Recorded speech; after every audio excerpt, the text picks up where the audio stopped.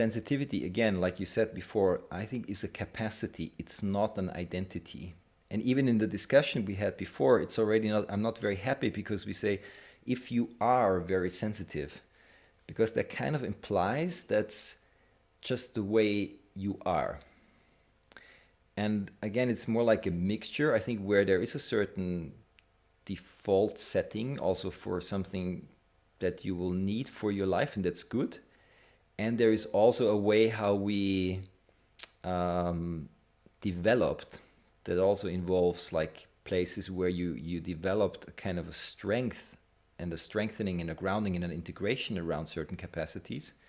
But there's also wounding that we acquired around it, shame, and that so often we don't actually know where we really fall on that spectrum unless we start to really work on ourselves, develop different qualities, develop our sensitivity, but also develop our integration and our grounding. So I kind of like, it's like archaeology where you really lay out, so what's really in the ground there, and this is this piece and this is that piece, and then I can also care better for, if I know myself better, I can care for myself better and find the appropriateness and also find the gifts that are in sensitivity, because there is many.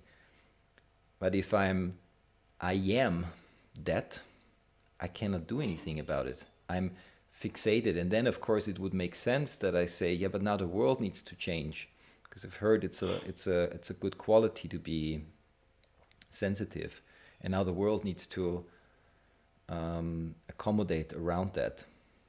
And then I often actually miss a chance for myself to have an invitation to do a real deeper digging into what's the real quality in there, because otherwise we would demand others to accommodate to something that's not clarified in myself. And it's a conversation, it's a dialogue between me and the world. It's not isolated now, clear this up and then you can talk to the world. It's anyway you're in dialogue with the world every day. And so, and then that involves for people also, if you're more developing your sensitivity, there's often then an implicit kind of shying away of meeting the parts in yourself that are not on that spectrum, where you raw, wild, crude, loud, all the non-sensitive things of the world.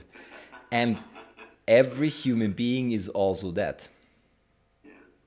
So that's that, and that's very important, that actually you need to, if you demand the world to relate to your sensitivity and you have not related to your own, how do we want to call it,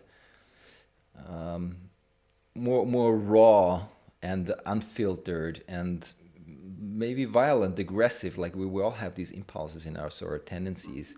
If you haven't met them in yourself, you're asking the world to do something that you're not willing to do with yourself, and that never ends up very well. Meaning that you're actually developing yourself into the truer version of yourself.